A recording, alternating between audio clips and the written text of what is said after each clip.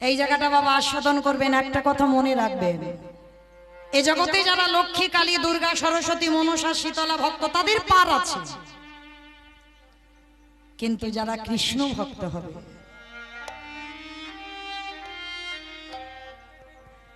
মৃত্যুর আগের দিন পর্যন্ত বাবা তাদের কাঁদতে হবে।